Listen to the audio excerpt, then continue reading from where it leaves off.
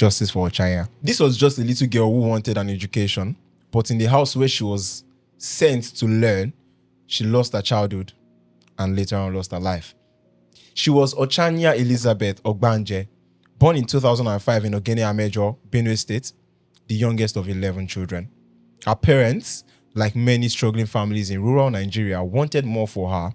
Around the age of 5, they sent her to live with her aunt, Felicia Ochanya Ogbanje, in hopes she'd get proper education and a fair shot at a better future. Felicia's husband, Andrew, was a lecturer at Benue State Polytechnic in Igbokolo, Okpoku local government area.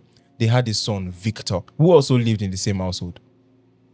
It was supposed to be a safe home, a place of learning, a place of care, but behind the closed doors of that house, Ochanya was suffering. Investigative reports later revealed both Andrew and his son, Victor, allegedly subjected her to repeated sexual assaults over several years. The abuse left her with devastating injuries. Doctors would later confirm that she developed vesicovaginal fistula, a condition that caused incontinence and unbearable pain. On October 17, 2018, at just 13 years old, Ochanya died at the Federal Medical Center in Makurdi. After her death, the legal process began, slow, technical, and painful to watch. The Benue State government charged Andrew Ogbanje with criminal conspiracy, rape, and culpable homicide. But in April 2022, the State High Court in Makurdi acquitted him, sadly, saying the prosecution failed to prove the case beyond reasonable doubt. Meanwhile, Felicia, the aunt who was supposed to protect her, faced a separate case filed by the National Agency for the Prohibition of Trafficking in Persons, NAPTIP. She was convicted of negligence for failing to shield a child in her care from harm and sentenced to 5 months in prison without the option of a fine. No one else was held accountable for Ochanya's death. And that's the tragedy within the tragedy. The home that was meant to nurture her, the teacher's home, the aunt's home, the family's extension became the place she was broken. Justice for Ochanya. The lecturer, Andrew, his wife, Felicia, who became her guardian in effect, and the son, Victor, were all entwined with her life as educator, aunt guardian, husband, father, and peer resident in the same home. That convergence of trust and care became tragically inverted. That's just very sad to hear. And do you know why people are talking about this case now? Was because the younger sister of Andrew, the brother that was actually assaulting Ochanya also, she was aware about it. Winifred is a she's a social media influencer now, and I think she's studying law, or is it that she's done with law? So now she told her mom about it. Her mom shut her up. She went ahead to inform the dad also. The dad was like, okay. I think the dad went to meet the brother and was like, oh, why are you doing this? And later on, the dad started doing it. So now there's silence. She could not do anything. She was a child. And now people are now blaming her that, oh, you're a lawyer now. Open this case back. The little girl must get justice for what was done to her by your father and brother. Now, my point is, I don't think Winifred is at fault here. Even if she goes to the police to report her, her brother. For what? They will silence her. They could not prove beyond reasonable doubt. Yeah, the court already gave that. Okay. Whatever they were charged for. Okay, let's say that.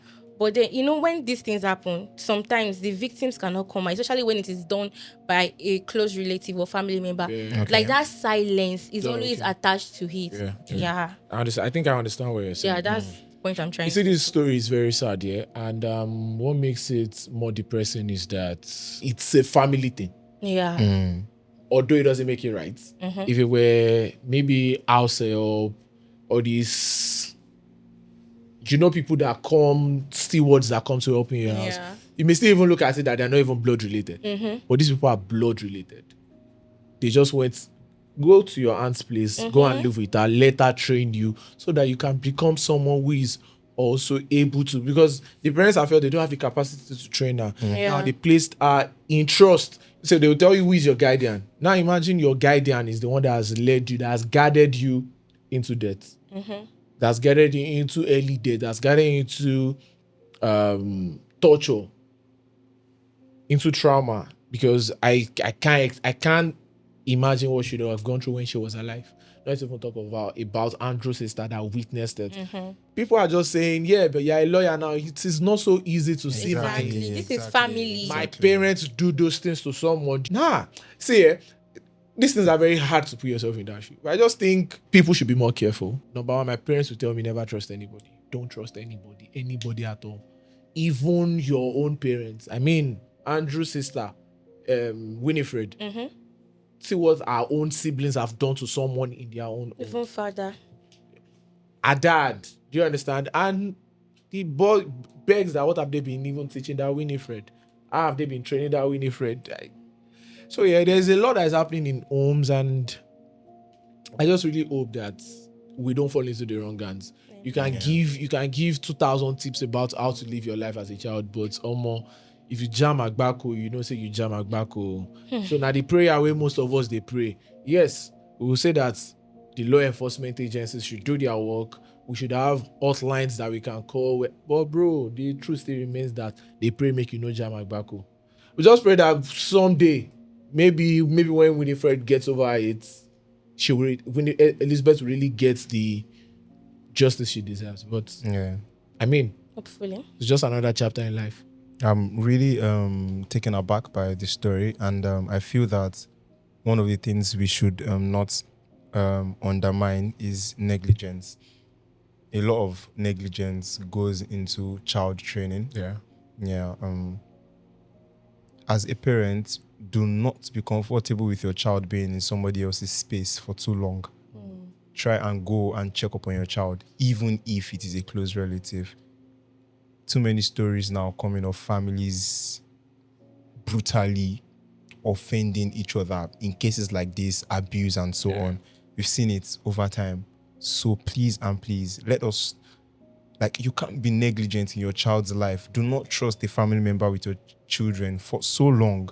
Call your children from time to time. I do not know how Ochanya must have felt not having to be able to reach her mother to tell her mother that this and this is going on. I am sure there's a way a mother will react that will be different from the way Felicia had actually reacted if she had heard about that stuff. If you show her mom... If her mom knew, because I think she was too young to have... I mean... This started from when she was 8 to 8 years Yeah, old. I'm saying for her to have been feeling that discomfort and for her to have been going And do you know that sometimes, sorry, even do if not the preempt mom... me. Oh, So sorry. for her not to go through what she went through, if the mom had just taken out time to check up on her from time to time, within the span of years, I feel it would have helped the girl. At one point or the other, something might have actually just helped that child, and she might have taken the child away or something. But like I said, negligence, we do not accept, and we do not say that you should be negligent of anybody or anything. So please check up on your children. Yeah. In this her case, I won't agree on negligence. I feel like it's silence. I've seen cases whereby the biological father is sleeping with the daughter, and the mother is fully aware, and she will just remain silent. Like she will just turn a blind eye on it.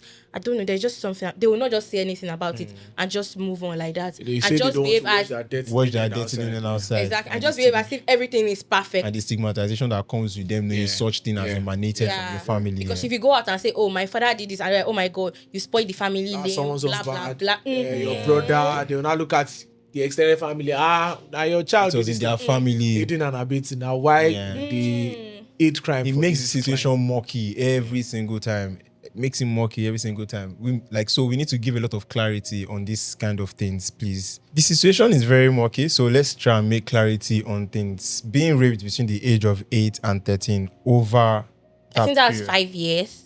Oh my God, that's 5 crazy. years. 5 years. And then the VFF definitely was Forcefully actually raped for 5 years. And the tearing between the bladder and the vaginal wall, it means that she would not even be able to at some point hold pee anymore. Yeah. At some point, the amount of discomfort, there can be the redness of the vulva that happens over time and all like that. I feel like they need to arrest them back because this is unfair. No, she's dead already. They wasted. No, she suffered when she was alive, and even in death, she's still not getting justice. What is hot?